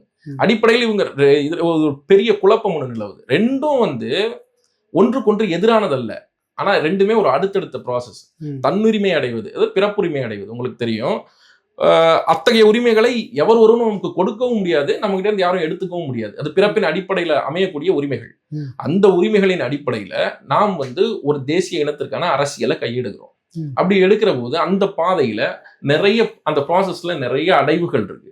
அதனுடைய ஒரு உச்சபட்சமான ஒரு இடத்துல நாம எடுக்கக்கூடிய ஒரு டேக் தான் அந்த குறிப்பிட்ட இனத்திற்கென்று நிலத்திற்கென்று ஒரு நாடு வேணுமா வேண்டாமா அப்படிங்கிறது ஒரு டேக். அது அந்த அந்த அந்த இடத்துல நின்று நம்ம செய்ய வேண்டிய முடிவு. ஆனா நாடு அடைவது தான் தமிழ் தேசியம்னா அப்படி ஒரு முன் நிபந்தனைய நீங்க வைக்கவே முடியாது. இப்போ நான் அண்ணன் சாதி ஒழிப்பு பேசுறாங்க, அண்ணன் திருமாவளவன் அவர்கள் ஒடுக்கப்பட்ட தாழ்த்தப்பட்ட மக்களுக்காக மிக தீவிரமாக போராடுறாங்க, எல்லாருக்காகவும் போராடுறாங்க, அதுல மாற்று கருத்து இல்லை. ஆனா நீங்க 140 கோடி பேர் வாழக்கூடிய இந்த இந்தியாவுல 30 கோடி தலித் மக்கள் ஊர்கள்ல இருந்து வெளியில இருக்கிறாங்க, இப்ப வரைக்கும் இருக்கிறாங்க இந்தியாவுல. நான் திருமாவளவன்ட்ட என்ன கேட்கிறேன், 30 கோடி பேர் சேரிகள்ல இருக்கிறாங்க, ஊர்கள்ல இருந்து வெளியில இருக்கிறாங்கல்ல, இந்த 30 கோடி பேரையும் நீங்க நாட்டுக்குள்ள கொண்டு வந்துட்டு நீங்க சாதி ஒழிப்பு அரசியல் பேசுங்க அப்படின்னு ஒரு முன் நிபந்தனை வைக்கிறோம்னு வச்சுக்கோங்களேன், அது எவ்வளவு முட்டாள்தனமா இருக்கும், எவ்வளவு முட்டாள்தனமானது. அது ஒரு ப்ராசஸ்னு தெரியும் தானே நமக்கு. ஒரு ஒரு ஒரு செயல்பாட்டின் மூலமாக, தொடர் அரசியல் களம்காணலின் மூலமாக, தொடர் நடவடிக்கைகள் மூலமாக ஈட்டிக்கொள்ள வேண்டிய ஒரு இடம் அது. ஆனா இவர் வைக்கிற முன் நிபந்தனையே நீங்க நாடடைகிறது தான் அப்படிங்கிற மாதிரி இருக்குது. நிறைய தெளிவின்மை இருக்குது. அம்பேத்கரை அவர்கள் இது தெலுங்கர் என்பது அரசியலா, அம்பேத்கரை இவர்கள் மராட்டியர்கள் என்று சொல்வார்களா அப்படின்னா ஆமா. நீங்க அம்பேத்கர்ட்டே போய் நீங்க யாருன்னு கேட்டாலும் அவர் தன்னை மராட்டியன் தான் சொல்லுவாரு. அல்லது அம்பேத்கருடைய பேரன் இருக்காரு, நீங்க அவங்க கேட்டா ஆமா எங்க தாத்தா மராட்டியன் தான் சொல்லுவாரு. தன்னை மராட்டியன் என்று சொல்லிக் கொள்வதில் என்ன சிக்கல்? ஏன் சொல்லக்கூடாது? என்ன சிக்கல் இது? இல்லை, நீங்கள் இந்த இனவெறி, இனத்தை அப்படி மராட்டியர் இவர் இப்போ பார்த்தா கோவை ராமகிருஷ்ணன் போல தியாகி யார் இருக்காங்க? அவர் 2009க்கு முன்னாடி வரைக்கும் இயக்கத்துக்கு எவ்வளோ பெரிய தியாகலாம் செய்தார். அவரை போய் தெலுங்கன் அப்படின்னு தெலுங்கன்னு பிரித்து பேசக்கூடிய இந்த போக்கு இவர்களிடம் இருக்கிற இந்த போலி தமிழ் தேசியவாதிகள், குறிப்பாக சீமான், நீங்கள் அது மாதிரிலாம் சொல்லிட்டு இருக்கீங்கன்னு, தெலுங்கர்னு ஏன் அவர் பிரிக்கிறீங்க? மொழி வெறி இருக்குதா உங்களுக்குள்ள அப்படின்ற கேள்வி இருக்குது. இல்ல இந்த கேள்வியா மட்டும் இல்ல, ஒரு குற்றச்சாட்டாவே இருக்கு. என்ன அப்படின்னா, இயல்புல நாம் தமிழ் கட்சியினுடைய அரசியல் எந்த உயிருக்கும் எதிரானது அல்ல. எந்த மனிதனையும் அவனுடைய அடிப்படையான சங்கதிகள் மூலமாக அவனை தனிமைப்படுத்துறதோ, அவனை நம்மிடமிருந்து விலக்கி வைக்கிறதோ எங்களுடைய வேலை இல்ல. இன்னும் சொல்லணும்னா, தேர்தல் வரப்போகுது, தமிழ் அல்லாத மாற்று மொழியினருக்கு எத்தனையோ இடங்களை நம்ம கொடுத்துருக்குறோம், போட்டி வேட்பாளர்களாக நிப்பாட்டி இருக்கிறோம். எவ்வளவோ வேற்று மொழியினர் நம்ம கட்சியில மிக தீவிரமான உறுப்பினர்களாக, கள செயல்பாட்டாளர்களாக, பேச்சாளர்களாக இருக்கிறாங்க. இது மிக தீவிரமா நம்மள அரசியலுக்குள்ள நம்ம மேல ஒரு லேபிள் பண்ணணும், இவங்க இனவாதிகள், இன அடிப்படைவாதிகள் அப்படிங்கிற மாதிரியான ஒரு லேபிளை நமக்கு கொடுக்கறதுக்கு பார்க்கப்படுற வேலை ரொம்ப நாளா அது கொடுத்துக்கிட்டே இருக்கிறாங்க. நாம் சொல்றது என்ன அப்படின்னா, உலகம் முழுமைக்கும் ஒற்றுக்கொள்ளப்பட்ட இருக்கக்கூடிய ஒரு கருத்து தான் மொழிவழி தேசிய இனங்களுடைய எழுச்சி என்பதும், அந்த தேசிய இனங்கள் நாடடைவை போராடுவது என்பதும் நீண்ட நெடுங்காலமாக, ஈவன் ஆஃப்டர் பிரெஞ்சு புரட்சியிலிருந்து அது நடந்துகிட்டே இருக்கு, உலகம் முழுமைக்கும் நடந்துகிட்டே இருக்குது. அதை நோக்கி உலகத்தினுடைய அரசியல் ஏதோ ஒரு கூர்ல செட்டில் ஆகிட்டே இருக்குது. நம்ம கேட்கக்கூடியதும் அதுதான். நம்ம கேட்கறது ஃபண்டமெண்டல், அடிப்படையான உரிமை. என் நாட்டை நான் ஆளணும், என் இனத்தை நாங்கள் ஆளணும் அப்படிங்கிறது எப்படி பிரச்சனையா இருக்க முடியும்னு கேட்கிறேன். உலகத்துல வேற பகுதிகளில் இந்த மாதிரியான சம்பவங்கள் எங்க நடக்குதுன்னு கேட்கிறேன். தொடர்ச்சியா அந்த இனத்தை சாராதவர்கள் அந்த இனம் குறித்து மிக தீவிரமான ஒரு ஆதிக்கத்தை செலுத்துறதும், அவர்களை ஆண்டு கொண்டே இருப்பதும் எங்க நடக்குதுன்னு கேட்கிறேன். இப்போ தமிழ்நாட்டை தவிர மீது எங்கேயுமே எங்க இப்போ என்னன்னா, இப்போ பெரியாருடைய காலத்துல பார்ப்பனிய ஆதிக்கம் இருந்தது. பெரியார் பார்ப்பனர்களுக்கு எதிராக மிக தீவிரமாக போராடினார், அது சரி. அதன் பிறகாக இத்தனை ஆண்டுகள் கடந்து வந்துட்டோம். வெளிப்படையா யாராவது சொல்லட்டும், தமிழ் மக்கள் மீது வேற்று மொழியினருடைய ஆதிக்கம் இல்லை அப்படின்னு உறுதியா சொல்ல முடியுமா? உறுதியா சொல்ல முடியுமா? முடியாது. ஆதிக்கம் இருக்கு, பிறமொழியாளர்கள் ஆதிக்கம் இருக்கு, அரசியல்ல இருக்கு, தொழில்ல இருக்கு, எல்லாவற்றிலும் இருக்கு. அதுதான் ஃபேக்ட். அப்ப இருக்குங்கிற போது பார்ப்பனிய ஆதிக்கத்திற்கு எதிராக பேசிய நீங்கள், அந்த வழி வந்த நீங்க, இப்ப இருக்கிற ஆதிக்கத்துக்கு எதிராக ஏன் பேச மாட்டேங்கிறீங்க? ஏன் வாய் திறக்க மாட்டேங்கிறீங்க? இது ஆதிக்கமா உங்களுக்கு தெரியலையா? இது எப்படி சரியாயிடுச்சு? இந்த ஆதிக்கத்துக்கு எதிராக நீங்க பேசுறது இல்லை. ஏன் பேசுறது இல்லைன்னா, இந்த ஆதிக்கம் தான் உங்களுடைய உயிர் மூச்சு, இதுலதான் நீங்க வாழ்ந்துகிட்டு இருக்கீங்க, இதுலதான் உங்களுக்கு லாபம் இருக்கு. அதனால நீங்க இப்ப நடந்ததை பேச மாட்டேங்கிறீங்க. அப்ப நடந்த கதைகளை மட்டும் பார்ப்பனியர்கள் எதிர்த்தோம். சரி, அதை நாங்க பாத்துக்கிறோம், ஒன்றும் பிரச்சனை இல்லை. இப்போ திராவிடர் கழகம் எதுக்காக உருவானுச்சு? தீவிரமாக பார்ப்பனிய எதிர்ப்பு பேசி உருவானது. இப்போ நான் பெரியார் சொல்றாரு, அதுல என்ன நடந்திருக்கு அப்படின்னா, பெரியார் சொல்றாரு, இப்ப நான் வந்து கன்னடர், இவர் தெலுங்கர், அவர் வந்து தமிழர், அதனால நான் இங்க வந்து தமிழர் கழகம்னு பேர் வச்சோம்னா அக்செப்ட் பண்ணிக்க மாட்டாங்க, அதனால நம்ம திராவிடர் கழகம்னு பேர் வைப்போம் அப்படின்னு ஒரு முடிவுக்கு வர்றாங்க. இது நடந்தது. எனக்கு என்ன கேள்வினா, மக்களுக்கு பிரச்சனை வரக்கூடாது, மக்களுக்கு எந்த சிக்கலும் வந்துடக்கூடாது அப்படிங்கிறதுக்காக ஒரு இயக்கம் உருவாகிறதையோ அந்த இயக்கத்துக்கு பேர் வைக்கிறதையோ நம்மளால அக்செப்ட் பண்ணிக்க முடியுது, ஒத்துக்க முடியுது, புரிஞ்சிக்க முடியுது. ஆனா அந்த இயக்கத்துல இருக்கிற தலைவர்களுக்கு பிரச்சனை வந்துடக்கூடாது, தலைவர்களுக்கு சிக்கல் வந்துடக்கூடாதுங்கிறதுக்காக ஒரு இயக்கத்துக்கு பேர் வைக்கிறது இருக்குல்ல, அதை எப்படி நம்ம புரிஞ்சுக்கிறது? சரி, திராவிடர் இயக்கம் வந்து தொடர்ச்சியாக பார்ப்பனர்களுக்கு எதிராக போராடிச்சு, ஒன்றும் சிக்கல் இல்லை. போராடிய பிறகு நீங்க அதை ஏதோ ஒரு விதத்துல உங்களுக்கு தெரிஞ்ச விதத்துல மட்டுப்படுத்திட்டே வந்தீங்க. சரி, ஓகே, ரைட்டு. இது எல்லாமும் நடந்துகிட்டு இருக்குது. ஆனால் அதே சமயம் இந்த ஆதிக்கம் மட்டுப்படும் போது திராவிடர்களுடைய ஆதிக்கம் எங்கள் மேல அதிகமாயிட்டே தான் இருந்தது. திராவிட கட்சிகளுடைய ஆதிக்கம் எங்கள் மீது அதிகமாயிட்டே தான் இருந்தது. திராவிட கருத்தியல் என்னன்னு கேட்காத மேடை கிடையாது, பேசாத பேச்சு கிடையாது. திராவிடம்னா என்னன்னு சொல்லுங்கன்னு எத்தனையோ முறை எத்தனையோ வார்த்தைகள்ல கேட்டாச்சு. ஆனா இன்ன வரைக்கும் உங்களுக்கு தெளிவான பதில் இல்லை. இப்ப தமிழ் தேசியம்னா என்னால சொல்ல முடியுது, இதுதாங்க தமிழ் தேசியம். நீண்ட நெடுங்காலமாக ஒரு நிலத்துக்குள்ள வாழக்கூடிய மக்கள், பொதுவான பழக்க வழக்கம், ஒரு மொழி, ஒரு இனம், அந்த மாதிரி இதன் அடிப்படையில இந்த கூறுகள் அடிப்படையில நிலைத்து வாழக்கூடிய ஒரு கூட்டம் வந்து ஒரு தேசிய இனம். அதை அடைகிறது வந்து அந்த தேசிய இனத்திற்கான ஒரு நாடு. அவங்களுக்கு பேசப்படுற கருத்துக்கள் தேசிய இன கருத்துக்கள், இதெல்லாம் நம்மளால சொல்ல முடியுது. கம்யூனிசம்னா உங்களால டிஃபைன் பண்ண முடியும், இதுதான் கம்யூனிசம், இதுதான் மார்க்சிசம் டிஃபைன் பண்ண முடியும். இப்போ நீங்க திராவிடம்னா என்ன சொல்லுவீங்க? அதான் பெரியாருடைய கொள்கைகள் தான் திராவிடம். அது எப்படி இருக்க முடியும் நான் கேட்கிறேன். பெரியாருடைய கொள்கையில் எப்படி திராவிடம்? இப்ப அறிஞர் அண்ணா சொல்றாரு, திராவிட பூமி தான் வந்து எங்களுடைய லட்சியம் அப்படின்னு சொல்றாரு. சொன்னாரு. திராவிடம் ஒரு வாழ்க்கை முறைன்னு சொன்னாரு. இப்போ திராவிடம்ங்கிறது மொழியா, இனமா, இடமா, நாடா, வாழ்க்கை முறையா, என்னது அப்படின்னு ஒண்ணு இருக்குல்ல, அந்த மாதிரி ஒரு டெஃபினேஷன் கிடையாது. அப்படியே டெஃபினேஷன் உருவானாலும் நீங்க சொல்றபடி அது பெரியார்ல இருந்து எப்படி உருவாயிருக்க முடியும்? 50,000 ஆண்டுகள் நீண்ட நெடிய வரலாற்று பெருமை கொண்ட ஒரு இனத்தினுடைய அரசியல் என்பது பெரியாரில் இருந்து எப்படி லேபிள் பண்ணப்பட்டிருக்கோம், எப்படி தொடங்கப்பட்டிருக்கோம்? நாங்க தமிழர்களா இத்தனை 1000 ஆண்டு காலம் இந்த நிலத்துல இருந்துட்டு இருக்கோமே, நீங்க வந்து திடீர்னு திராவிடர்கள்னு சொல்றீங்க, தொடக்கம் எங்கன்னு கேட்டா பெரியார்ன்னு சொல்றீங்கன்னா அது எப்படி சரியா இருக்கும்? பெரியார் என்ன ஒரு 1000, 1500, 2000 ஆண்டுகளுக்கு முன்பு வாழ்ந்தவரா? இப்ப வாழ்ந்தவர் தானே. அப்ப அந்த கருத்தியல்ல ஏதோ ஒரு பிழை இருக்கு. இப்ப திராவிட கட்சி உங்களுக்கு தமிழ்நாட்டுக்கு தேவைப்படுது, சரி. இந்தியாவில் வந்து ஆரியர்கள் இல்லாத அனைவர்களும் திராவிடர்கள் அப்படின்னா, வட இந்தியாவில் வாழ்ற திராவிடனுக்கு ஏன் திராவிட கழகம் இல்லை, திராவிட இயக்கம் இல்லை? வட இந்தியாவை விட்டுருங்க, தென்னிந்தியாவில் ஏன் இல்லை, கேரளால ஏன் இல்லை, கர்நாடகாவில் ஏன் இல்லை, ஆந்திராவில் ஏன் இல்லை? ஏன்னா அங்க தேவைப்படலை. அண்ணா சொல்றாரு, நாங்க திராவிட நாடு அடைகிறோம் அப்படின்னு சொல்லி. அதுக்காக நாம வந்து கன்வின்ஸ் பண்ணுவோம், மலையாளிகளை, தெலுங்கர்களை, கன்னடர்களை வந்து நம்ம கன்வின்ஸ் பண்ணுவோம், நம்ம இந்த கருத்துக்குள்ள அவங்களை கொண்டு வருவோம், போய் கன்வின்ஸ் பண்ணுவோன்னு சொல்றாரு. அவங்க நல்லா பேசுறீங்க அண்ணாதுரை, அங்கிட்டு போய் பேசுங்க அப்படின்னு சொல்லி அனுப்பி விட்டாங்க. அவ்வளவுதான் நடந்தது. இல்லைன்னா தான் திராவிட நாடு அடைஞ்சிருக்கலாமே. அதுல என்ன சிக்கல்? பிரிவினை தடை சட்டம் கொண்டு வர்றாங்க, கொண்டு வந்ததுக்கு அப்புறம் இவங்க கன்வின்ஸ் ஆகுறாங்க, இந்த இடத்துல இருந்து தன்னுரிமை, மாநில சுயாட்சி, மத்தியில் கூட்டாட்சி, இந்த மாதிரி ஒரு இடத்துக்கு நகர ஆரம்பிக்கிறாங்க. ஆக இவங்களுடைய விஷயங்கள் எதுலையுமே உறுதியா இருந்தது இல்லை, எந்த காலத்திலுமே உறுதியா இருந்தது. இந்த மாதிரியான அனைத்து விதமான நடவடிக்கைகளுக்கு பின்னாடி இருக்கிறது ஒரு இனத்தை ஆதிக்கம் செய்து ஆள வேண்டும் அப்படிங்கிறதானே தவிர மற்றபடி வேற ஒன்றும் அவங்க மேல பகையெல்லாம் இல்லைன்றீங்க? இல்லை. சரி, பாரதிய ஜனதா கட்சி இந்துத்துவாவுக்கு பாதை போட்டு கொடுக்குறீங்களா இல்லையா? தெளிவா சொல்லுங்க. இல்ல, எதன் அடிப்படையில் அதை நம்ம செய்யறோம்னு சொல்லணும். இந்த நீங்க தான் அவங்களுடைய பி டீமாக இருந்துகிட்டு இங்க வேலையை செய்து, அதுதான் எந்த அடிப்படையிலன்னு கேட்கிறேன். இங்க ஒரு குற்றச்சாட்டு சொல்றாங்கல்ல, எந்த அடிப்படையில சொல்றாங்க? முருகனை எடுத்ததுனால சொல்றாங்களா? முருகனை எங்களுடைய முப்பாட்டன்னு சொன்னதுனால சொல்றாங்களா? தமிழ் சமூகம் 1000 ஆண்டுகாலமாக முருகனை வழிபட்டு வருது. முருகனை அவங்களே எடுத்துட்டாங்க, வேலை அவங்களே எடுத்தாங்க. அதை தான் கேட்கிறேன். அதாவது என்ன, நம்ம பண்ற எல்லாத்தையுமே முதல்ல அவங்க எதிர்ப்பாங்க, வேற வழி இல்லாம பின்னாடி அவங்களே அதை எடுத்துப்பாங்க. நம்ம எடுக்கும்போது அது தவறா தெரியும், அவங்க எடுக்கும்போது அது அரசியலா தெரியும், தவறா தெரியாது. இது தொடர்ச்சியா செய்யப்படுற வேலை தானே. பிஜேபிக்கு தொடர்ச்சியாக பார்க்கப்பட்ட வேலை, பிஜேபியை தமிழ்நாட்டுல நிலைநிறுத்தது இந்த திராவிட கட்சிகள் தான், குறிப்பா திமுக தான். சிபி ராதாகிருஷ்ணன் நிப்பாட்டி நல்லகண்ணு போன்ற ஒரு மகா பெரிய தலைவனை தமிழகத்துல தோக்கடிச்சதை விட பெரிய அரசியல் பாவம் என்னவா இருக்க முடியும்?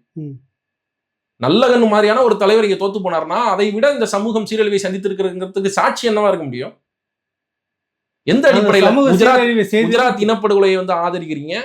உங்களுடைய SS பழனிமாணிக்கத்தை வந்து நீங்க கௌரவ பேரணிக்கு நீங்க இங்க இருந்து அனுப்பி விடுறீங்க, நாடாளுமன்றத்துக்குள்ள ஆதரவாக ஓட்டு போடுறீங்க, தொடர்ச்சியாக பிஜேபியோட கூட்டணி வைக்கிறீங்க. எல்லா விதத்திலையும் இந்துத்துவ ஆற்றலை இந்தியாவில் வளர்த்து விட்டது. வாஜ்பாய் அரசாங்கத்துக்கு ஆதரவு கொடுத்து நிப்பாட்டினீங்க, வளர்த்து விட்டது இந்த திமுக தான். இவர்கள் தான். இவர்களுக்கு ஒரு என்ன சொல்றதுன்னா, ஒரு எதிரி தேவைப்படுறான். இவன் தான் எதிரின்னு பூச்சாண்டி காட்டுறதுக்கு ஒரு ஆள் தேவைப்படுது. அதுக்குதான் பிஜேபிக்கு உண்மையிலே தமிழ்நாட்டுல வலிமை இருக்குன்னு நீங்க நினைக்கிறீங்களா? இத்தனை ஆண்டுகள அரசியல்ல உங்களுக்குமே அரசியல் தெளிவு இருக்குது, இத்தனை ஆண்டு காலம் பணியாற்றி இருக்கிறீங்க, நீங்க உண்மையிலேயே அசலான பலம் தான் என்ன பிஜேபிக்கு? இப்ப இவர்கள் வந்த 2021க்கு பிறகுதான் குறுகிய காலத்துல அவங்களுடைய வளர்ச்சி அதிகமாக இருக்கு. அதுதான் சொல்றேன், காலகட்டத்துலதான் திமுக காலத்துலதான் பிஜேபி வளரும். அதுதான் வரலாறு. முறை திமுக காலகட்டத்துலதான் சிபி ராதாகிருஷ்ணன் அவர்கள் பாஜக வெற்றி பெறுவதற்காக நல்ல கணு ஹச் ராஜா உள்ள போனது எல்லாம் அந்த பீரியட்ல. அதுதான் சொல்றேன். அப்போ திமுக ஆட்சியில இருக்கும்போது தயவுதாட்சண்யமே இல்லாம தங்குதடையே இல்லாம பிஜேபி வளரும். இதுதான் அவர்கள் செய்வார்கள். உண்மையான பிஜேபியினுடைய அத்தனை விதமான கேடுகளுக்கு பிறகு நாம் தமிழர் கட்சி மேலே சீமான் மேலே இந்த பழி சொல்றது காரணம் இவ்வளவு பேரும் சேர்ந்து சொல்றாங்களே மேடையில். அதுதான் நான் உங்களுக்கு முன்னாடியே சொன்னேன் இல்லையா, என்னன்னா இந்த எழுந்து வரக்கூடிய தமிழ் தேசிய அரசியலுடைய இந்த தீவிரத்தை, இந்த வலிமையை, இந்த வலுவை திராவிட கூடாரத்தால தாங்க முடியல. ஏன் தாங்க முடியல அப்படின்னா, திராவிடத்திற்கு எதிரான ஒரு எதிரான ஒரு சித்தாந்தம் வந்து பெரிய அளவுல தமிழகத்துல இதுவரைக்கும் அரசியல் மயப்படுத்தப்படல. கம்யூனிசம் இருந்திருக்குது, அது சர்வதேச சித்தாந்தமா இருந்திருக்குது. இந்திய தேசியம் இருந்திருக்குது. தேசிய கட்சிகளுடைய ஆதிக்கம் திமுக ஆட்சிக்கு வந்த காலத்திலேயே ஒளிஞ்சது, அதன் பிறகு கிடையாது. அதன் பிறகு இங்க இருந்த கட்சிகளை நீங்க பாத்தீங்கன்னா எல்லாமே திராவிட கட்சிகள் தான். காமராசர் சொன்னது போல எல்லாமே ஒரு குட்டையில் உரிய மட்டைகள் தான், மாற்றே கிடையாது. திமுக இருந்தது, அதிமுக இருந்தது, மதிமுக வந்தது, தேமுதிக வந்தது. அதே மாதிரி வந்து இருந்த அனைவருமே திராவிட கட்சியிலோ அல்லது திராவிட கட்சியிலிருந்து வந்தவர்களாகத்தான் இருந்தாங்களே தவிர திராவிடத்திற்கு எதிரான கருத்தியலை இவங்க கை கொள்ளல. இன்னமும் திராவிடத்திற்கு எதிரான கருத்தியலை பேசிய மிக சொற்பமான அரசியல்வாதிகள், ஆரம்ப காலத்தில் அண்ணன் திருமாவளவன் போன்றவர்கள், ராமதாஸ் அவர்கள் போன்றவர்கள், அவர்களுமே தங்களுடைய நிலைப்பாட்டை ஏதோ ஒரு விதத்துல நீர்த்து போக செஞ்சுட்டாங்க, டைலூட் பண்ணிட்டாங்க. இவர்களுடைய கூட்டணிக்காக அல்லது அரசியல் தளத்துல தாக்கு பிடிச்சு நிக்கணுங்கிறதுக்காக விட்டுட்டாங்க. அப்போ எதிர்ப்பே இல்லாத ஒரு அரசியல் சித்தாந்தமாக ஒரு 50 ஆண்டு 60 ஆண்டுகளுக்கு மேலாக தமிழகத்துல ஒரு ஐடியாலஜி இருக்குதுல்ல, இந்த ஐடியாலஜிக்கு ஆப்போனன்ட் கிடையாது. முதலாக தமிழ் தேசியம்ங்கிற ஒரு கருத்தியல் பலகாலமாக அரங்குகளுக்குள்ளாக பேசப்பட்டு கொண்டிருந்த தமிழ் தேசியம், எங்களுடைய முன்னோர்கள் இதை கையில் எடுக்கும் போது தீவிரவாதிகள்னு லேபிள் பண்ணப்பட்ட தமிழ் தேசியம், இவர்களை வந்து பிரிவினைவாதிகள்னு சொல்லப்பட்ட தமிழ் தேசியம், அடிப்படைவாதிகள்னு சொல்லப்பட்ட எல்லாமே இப்படி சொல்லி அந்த ஒரு சித்தாந்தத்தை இளவிடாமே பண்ணிட்டாங்க தமிழக அரசியல் தளத்துல. எங்களுடைய காலத்துல மிக தீவிரமாக 2009க்கு பிறகு ஒரு புறச்சூழல் தீவிரமாக அமைகிற போது ஒரு இனமே ஒட்டுமொத்தமாக செத்து விடுவதை கண்ணுல நேர்ல பார்த்ததுக்கு அப்புறம் வேற எந்த வாய்ப்புமே இல்லைன்னு நினைக்கும் போதுதான் நம்ம இதை எடுத்து தீவிரமா பேச ஆரம்பிக்கிற பிறகு இது வந்து வெகுஜன மக்களுடைய அரசியலாக பரிணமிக்குது. அது வரைக்கும் அரங்குகளுக்குள்ளாக இருந்த தமிழ் தேசியம் முதலாக வாக்கரசியலுக்கு வருது. முதலாக சொல்ல முடியாது, தீவிரமாக வாக்கரசியலுக்கு வருது. தீவிரமாக வாக்கரசியலுக்கு வந்து அது ஓட்டா மாறுது. அந்த ஐடியாலஜிக்கு ஃபாலோவர்ஸ் உருவாகுறாங்க, ஒரு கட்சி உருவாகுது, அந்த கட்சிக்கு ஒரு கட்டமைப்பு உருவாகுது, ஒரு ஸ்தாபனமயப்படுத்தப்படுது. இப்போ இது எல்லாம் சைமல்டேனியஸா நடக்கும்போது நம்மள ரொம்ப தீவிரமா அவங்க எதிரில இருந்து கண்காணிச்சுட்டே இருக்கிறாங்க. வைகோ போன்ற ஆட்கள்லாம் கூட சொன்னாங்க, திமுக அதிமுக சண்டை எல்லாம் அப்புறம் வச்சுக்கோங்க, முதல்ல இந்த இவர்களை பேராபத்து அந்த சுப வீரபாண்டியன் பேசியிருக்கிறார், கு ராமகிருஷ்ணன் பேசியிருக்கிறார், குளத்தூர் மணி பேசியிருக்கிறார். இந்த கூடாரத்துல இருக்கிற அத்தனை பேருக்குமே உறுதியா தெரியும் இவங்க ஏதோ ஒரு மிகப்பெரிய சிக்கலை எதிர்காலத்துல நமக்கு கொடுக்க போறாங்க, திராவிட சித்தாந்தத்துக்கு கொடுக்க போறாங்க. அதுதான் அதனுடைய தொடர் பயம்தான், அச்சம் தான். வரைக்குமே சுப வீரபாண்டியன் அவர்கள் மேடை போட்டு பேசினாரு, நம்ம மேடை போட்ட அதே இடத்துல, அது வரைக்குமே என்ன காரணம்னா அந்த அச்சம் தான் காரணம். ஏன்னா ஒரு கட்சிக்கு மாற்று உருவாகிறது வேற. இப்ப விஜய் அரசியலுக்கு வர்றாரு, தேர்தலில் நிக்க போறாரு, செயல் வீரர்கள் கூட்டம் கூட்டுறாரு. விஜய் ஒருவேளை ஆட்சிக்கே வந்துடுறான்னு வச்சுப்போமே, அது தலையில தண்ணி குடிச்சாலும் நடக்காது. நான் சொல்றேன், ஒரு கற்பனைக்காக சொல்றேன். விஜய் கிட்ட நீங்க என்ன புதிய மாற்றத்தை எதிர்பார்க்க முடியும்? திமுக மாதிரி அதிமுக மாதிரி இல்லாத ஒரு அரசாங்கத்தை விஜய் செய்வார், அவரோட மாடல். முடியாது, ஒண்ணுமே பண்ண முடியாது. ஈவன் விஜய் வந்து ஐடியாலஜிக்கலா கூட இந்த திமுக அதிமுக எதிராக இருக்காரான்னா அதுவும் கிடையாது. இன்னும் சொல்லணும், அவர் ஐடியா என்னன்னே அவருக்கு தெரியாது.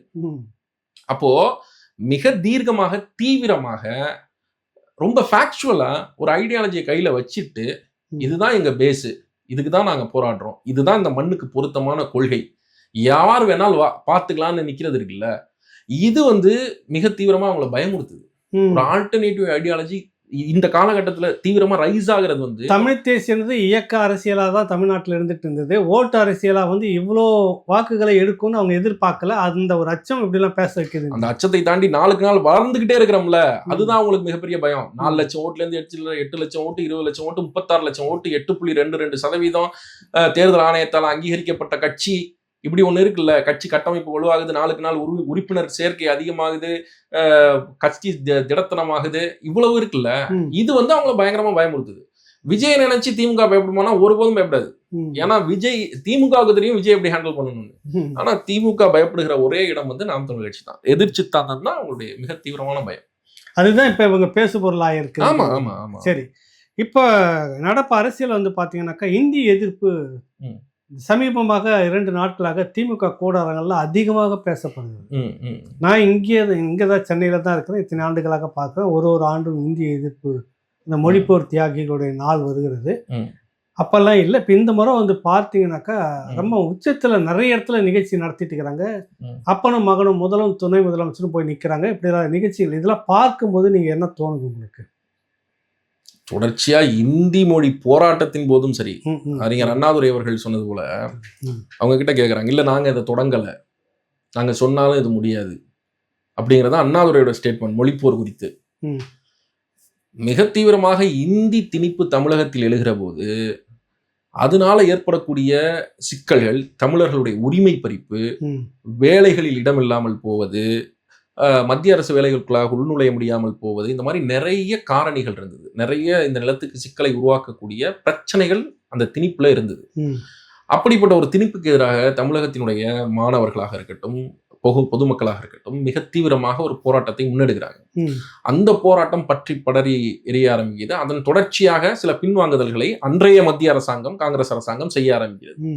இப்போ இந்த மொழிப்போரின் பயனாக, இதுக்கு அடுத்தடுத்து பல கட்டங்களாக நடக்குது இல்லையா, இதனுடைய பயனாக இது கொடுத்த ஒரு உந்துதல் ஆட்சி அதிகாரத்துக்கு வந்தவர்கள் தான் திமுக காரர்கள். பயனாளிகள் திமுக காரர்கள். உயிர் விட்டவர்கள் எல்லாரும் திமுக காரர்கள் கிடையாது.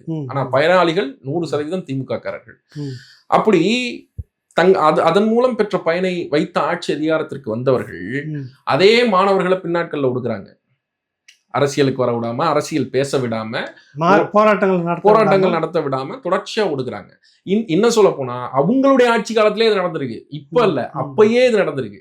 அப்பயே அண்ணாதுரை மாணவர்களை, அதாவது என்னன்னா அந்த டைம்ல அப்போதைய காங்கிரஸ் முதலமைச்சர் மாணவர்களை சந்தித்து பேச மாட்டாரான்னு கேட்ட அண்ணாதுரை திமுக ஆட்சிக்கு வரும்போது இதே போராட்டம் நடக்கும்போது சந்திச்சு பேசுறதுக்கு தயக்கப்படுறாரு.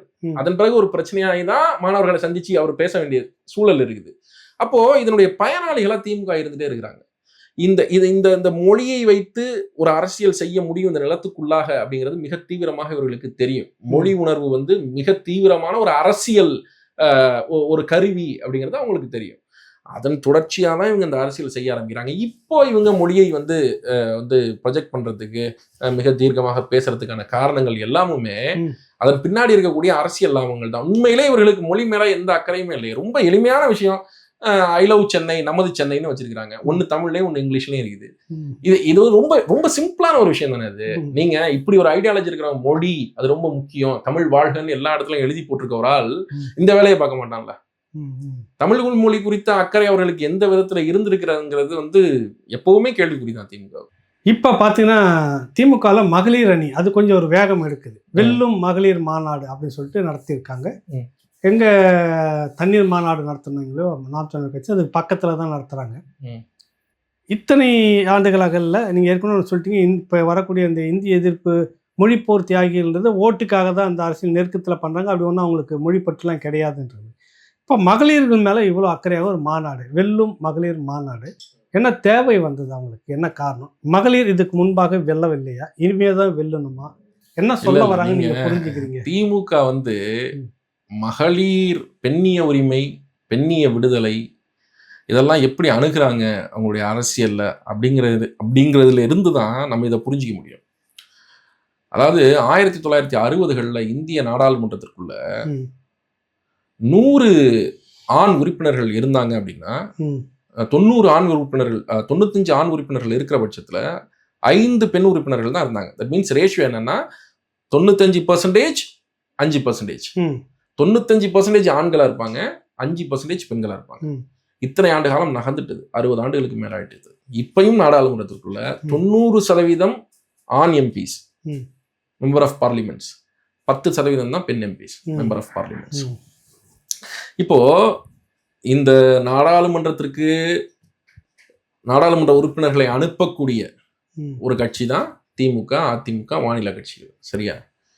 இவங்க பெண்ணிய விடுதலை, பெண்கள் அரசியலுக்கு வரணும்னு பேசக்கூடிய இவங்க இந்த மாதிரியான ஒரு ஒரு ஒரு ஃபார்மட் பத்தி, இந்த மாதிரி இருக்கிற ஒரு விஷயம் பத்தி அவங்களுடைய கருத்து என்னவா இருக்கு அப்படின்னா, அது குறித்த கருத்தே அவங்களுக்கு கிடையாது. பெண்கள் அரசியலுக்கு வரணும், பெண்கள் பொது வாழ்க்கைக்கு வரணும், பெண்கள் வந்து சுய முன்னேற்றம் அடையணும். அப்போதான் அந்த அந்த இப்போ அம்பேத்கர் சொல்றாருல, பெண்கள் ஒரு சமூகத்துல எந்த அளவுக்கு முன்னேறிறாங்களோ அதை பொறுத்து தான் அந்த சமூகம் எந்த அளவுக்கு முன்னேறி இருக்கு அப்படிங்கறத நம்மளால கணக்கிட முடியும் அப்படிங்கிற மாதிரி சொல்றாருல. அப்படி பார்த்தா திராவிட அரசியல் பெண்களுக்கு எந்த விதமான வாய்ப்புகளை கொடுத்திருக்கிறது? தேர்தல் நிக்கிறதுக்கு, பெண்கள் வெளியில வர்றதுக்கு, அதிகாரத்தை நோக்கி பெண்களை உந்தி தள்ளுவதற்கு மாவட்ட செயலாளர்களாக இல்லது நீங்க எம்எல்ஏக்களா கூட வச்சுக்கோங்களேன், எம்பிக்களா கூட வச்சுக்கோங்களேன், எத்தனை பேரை நீங்க நிறுத்திருக்கிறீங்கன்னு ஒண்ணு இருக்குது இல்ல, எத்தனை பேரை அரசியலை நோக்கி உந்தி தள்ளி இருக்கிறீங்கன்னு ஒண்ணு இருக்குது இல்ல. உங்க ஆட்சி காலத்துல தானே பட்டியல் சாதியை சார்ந்த ஒரு ஊராட்சி மன்ற தலைவர், பெண் ஊராட்சி மன்ற தலைவர் சாதியின் பேரால் அவமானப்படுத்தப்பட்டது, மேல உட்கார வைக்காம செய்யப்பட்டது உங்களுடைய ஆட்சி காலத்துல தானே. நீங்க பெண்கள் மகளிருக்கான இலவச பேருந்து நீங்க கொடுக்கும்போது ஓசி பஸ்ன்னு கிண்டல் பண்ணது உங்க அமைச்சர் தானே, உங்க அமைச்சர் தானே. கனிமொழி நடந்த இதே கனிமொழி நடத்திய கூட்டத்துல பெண் காவலர்களுக்கு பாலியல் சீண்டல் செய்தது உங்களுடைய திமுக தொண்டர் தானே.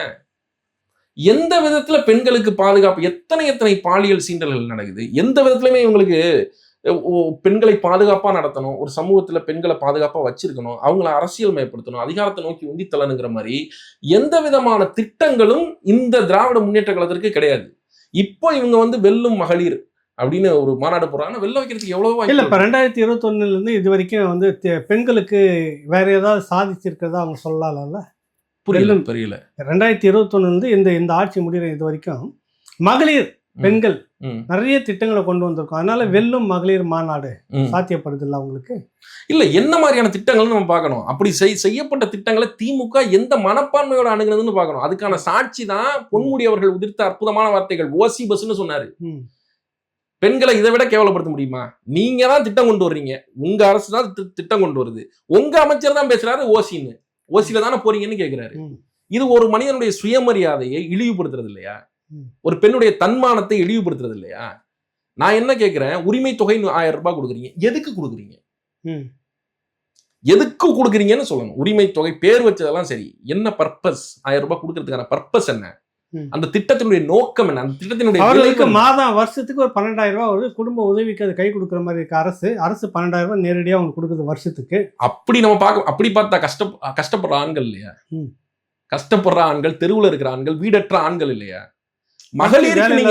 மகளிருக்கு நீங்க ஏன் கொடுக்குறீங்க அப்படின்னா, அதுக்கு அது உலகளவுல நடக்கக்கூடிய ஒரு டிபேட். அது பெண்களுக்கு வந்து வீட்டில் இருக்கக்கூடிய பெண்களுக்கு குறிப்பாக ஒரு ஊதியம் தரணும் அப்படிங்கிறது சர்வதேச அளவுல இருக்கக்கூடிய ஒரு பேச்சுவார்த்தை, ஒரு பிரச்சனை. 1970க்கு பிறகாக மேற்குலகம் அதை அணுக ஆரம்பிக்குது. யூஎன்ல அது சம்பந்தமான டிஸ்கஷன் தொடர்ச்சியா நடக்குது. இப்ப இதன் அடிப்படையில தான் இது வந்து அவங்களுக்கு செய்யப்படும். இப்ப அவங்க ஒரு திட்டத்தை செஞ்சாலுமே அந்த திட்டத்தை எதனால செஞ்சோம், அதனுடைய பயன் என்ன, அதனுடைய நோக்கம் என்ன அப்படிங்கிறது உண்மையிலே அவர்களுக்கு தெரியாதுன்னு நான் சொல்றேன். அந்த அளவுக்கு திமுக அரசுக்கு கிளாரிட்டி இல்லைன்னு நான் சொல்றேன். பெண்களுடைய முன்னேற்றத்திற்காக இப்போ பெண்கள் அரசியல் படுத்துறதுக்கு எத்தனை எம்எல்ஏ சீட் பெண்களுக்காக ஒதுக்கி இருக்கிறாங்க, எத்தனை பர்சன்டேஜ்ல ஒதுக்கி இருக்கிறாங்க. அதாவது தமிழ்நாட்டை பொறுத்த வரைக்கும் ஆண் வேட்பாளர்களோட பெண் வேட்பாளர்கள், ஆண் வாக்காளர்களோட பெண் வாக்காளர்கள் எண்ணிக்கை அதிகம். அதுவும் இல்லாம ஆண் வாக்காளர்களை விட அதிக வாக்கு செலுத்துறதுல தீவிரமா இருக்கிறவங்க பெண் வாக்காளர்கள். அவங்களோட ஓட் வந்து மிஸ் ஆகாது, அவ்வளவு சீக்கிரம் மிஸ் ஆகாது, வாக்கு செலுத்திடுவாங்க. இப்போ எல்லா விதத்திலையும் சரிசம விகிதத்துல இருக்கிற இவங்க வாய்ப்புகள் கொடுக்கிற போது ஏன் புறக்கணிக்கிறீங்க? ஏன் பெண்களை நிறுத்தினா வெல்ல முடியாதுன்னு நீங்க நினைக்கிறீங்களா? எனக்கு அதுதான் புரியல. நீங்க ஒரு வலிமையான கட்சி, இத்தனை வருஷமா நீங்க வந்து தமிழ்நாட்டை ஆண்டு இருக்கிறீங்க. உங்களுடைய வேட்பாளராக ஒரு பெண்ணை நிப்பாட்டுற போது என் கட்சி தோத்துருங்கிறதுக்காக நீங்க பெண்ணை நிப்பாட்டாம இருக்கீங்களா? எதுக்காக நிப்பாட்டாம இருக்கிறீங்க? பெண்களை ஏன் அரசியல் படுத்தாம இருக்கிறீங்க? அப்படியே நிப்பாட்டாலும் என்ன பர்சன்டேஜ்ல நிப்பாட்டுறீங்க? நீங்களாகட்டும் அதிமுக ஆகட்டும், ஒட்டுமொத்தமா திராவிட கட்சிகள்கிட்ட நான் கேட்கிறேன். வெல்லும் மகளிர் மாநாடு இதை வந்து சரிப்படுத்துவோம்னு நினைக்கிறீங்க? அது எந்த விதத்துலையும் அது கண் துடைப்பது. ம். அது எந்த விதத்துலையும் சரிப்படுத்தாது. எல்லா வேலையும் இங்க தேர்தல் நேரத்துல தான் செய்வாங்க. இப்போ இந்த 3000 ரூபாய் பணம் கொடுத்தாங்களே, போன வருஷம் ஏன் கொடுக்கல? பொங்கலுக்கு போன வருஷம் ஏன் கொடுக்கல? இல்ல தேர்தல் ஒட்டி வரும்போது தேர்தலுக்காக சில வேலைகள், வெற்று விளம்பரங்கள், ஒண்ணுமே இல்லைன்னாலும் எல்லாம் இருக்கிற மாதிரியான ஒரு தோரணை திமுகவில் எல்லா காலத்திலையும் செய்யப்பட்டிருக்கு. உண்மையிலேயே வந்து திமுக வெல்லும் மகளிர் மாநாடு அப்படின்றது ஒரு சரியான பிரதிநிதித்துவம் பெண்களுக்கு கொடுக்கணுன்றது தான் நீங்க சொல்றபடி எடுத்துக்கணும். ஆனா அது கடைசி வரைக்கும் செய்யல, இது வரைக்கும் செய்யல, இனிமேலும் செய்யும் நம்புறீங்களா? இல்ல நான் என்ன இந்த மாநாட்டுக்கு பிறகு திருந்தி கொடுத்துருவாங்கன்னு நினைக்கிறேன். ஒரு மாநாடு பெண்களுக்காக நடத்துறதுங்கிறது எப்படி பிரதிநிதித்துவம் கொடுக்குறதுன்னு எனக்கு புரியல. இளைஞர் அணிக்கு ஒரு மாநாடு நடத்துறீங்க, வழக்கறிஞர் அணிக்கு ஒரு மாநாடு நடத்துறீங்க, மாவட்ட செயலாளருக்கு ஒன்று நடத்துறீங்க, ஒரு கூட்டம் நடத்துறீங்க, ஒரு கலந்தாய்வு கூட்டம் எதுவோ ஒன்று. அது மாதிரி நீங்க மகளிர் நடத்துறீங்க. பிரதிநிதித்துவத்துக்கு அதுக்கு என்ன சம்பந்தம்? இல்ல நடத்துறோம் மகளிருக்குன்னு சொல்லிட்டு ஒரு உரிமைக்காக தான் இந்த மாநாடே நடத்துறப்ப திமுக அதுக்குண்டான இடத்த கொடுக்கணும். இல்ல அந்த பெண்கள் அந்த வேலையை செய்யலன்னு சொல்றேன் நானு. செய்யல, பெரிய அளவுல செய்யல, அவங்க செய்ய மாட்டாங்க. செய்யணும்னா எவ்வளவோ செஞ்சிருக்கணும். கடந்த காலங்கள்ல ஏமாற்று வேலை. ஆமா ஆமா, அது ஏமாற்று வேலை. இறுதியாக 21 பிப்ரவரி மாதம் திருச்சியில் ஒரு பெரிய எழுச்சி மாநாடு நாம் தமிழர் கட்சி. அந்த மாநாட்டை பற்றி, அந்த நோக்கத்தை பற்றி, சீமான் அதில் முன்வைக்கக்கூடிய அந்த முன்னெடுப்பை பற்றி நீங்கள் என்ன நினைக்கிறீங்க? இல்லை, பிப்ரவரி 21 திருச்சியில் ஒரு மிகப்பெரிய மாநாட்டிற்கு நாம் தமிழர் கட்சி திட்டமிட்டிருக்கு. பெரிய அளவில் அந்த மாநாடு வந்து ஏற்பாடு செய்கிறதுக்கு நம்ம தொடர்ச்சியாக உழைச்சிக்கிட்டே இருக்கிறோம். கட்சி முன்னினும் வளர்ந்துருக்கு, கட்சி கட்டமைப்பு பலப்பட்டிருக்கு, வாக்கு சதவீதம் உயர்ந்திருக்கு, மக்கள் நம்முடைய கருத்துக்களை ரொம்ப ஆழமாக உள்வாங்கிக்க தொடங்கி இருக்கிறாங்க. நம்மளை அக்செப்ட் பண்ணிக்கிறதுக்கு, ஏற்றுக்கொள்வதற்கு திறந்த மனதோடு மக்கள் இருக்கிறாங்க. நாளுக்கு நாள் தமிழக அரசியலுக்கெல்லாம் நாம் தமிழர் கட்சிக்கு புதிய பல நம்பிக்கைகளை கொடுக்கிறது.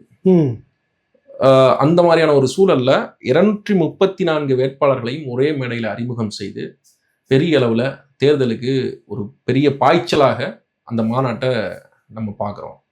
அந்த மாநாட்டுக்கு நாம் தமிழர் கட்சிக்காரர்கள், கட்சியினுடைய உறவுகள் தங்களால் முடிந்த அளவிற்கு தங்கள் சொந்தக்காரர்கள், தங்கள் பகுதியில் இருப்பவர்கள், தங்களுடைய நண்பர்கள், உறவினர்கள் எல்லாரையும் அழைச்சிட்டு வரணும். இந்த இனத்தின் விடியலுக்கான, மாற்றத்தை விரும்பக்கூடிய மக்களுக்கான ஒரு மாநாடாகத்தான் இந்த மாநாடை நம்ம வடிவமைச்சிருக்கோம். ஒரு தமிழ் தேசிய அரசியலுடைய எழுச்சியினுடைய ஒரு அற்புதமான வடிவமாகத்தான் இந்த மாநாடு இருக்க போகுது. அந்த மாநாட்டு மேடையில் மிக முக்கியமான அரசியல் தீர்மானங்கள், மிக முக்கியமான அரசியல் பிரகடனங்கள் எல்லாவற்றையும் அண்ணன் சீமான் அவர்கள் செய்ய இருக்கிறாங்க. அதன் தொடர்ச்சியாக நம்ம தேர்தல் அணுக இருக்கிறோம். ஆக இந்த மாநாடு மிக மிக முக்கியமானது. நம்முடைய தாய் தமிழ் உறவுகள் கட்சி கடந்து, சாதி கடந்து, மதம் கடந்து இந்த நிகழ்ச்சிகளை பங்கெடுத்துக்கணும். பெரிய அளவில் இது ஒரு வெற்றிகரமான மாநாடாக மாற்ற வேண்டிய தேவை சமகாலத்தில் நமக்கு இருக்கு. ரொம்ப நன்றி. வணக்கம் தம்பி, தொடர்ந்து சந்திப்போம். வணக்கம்.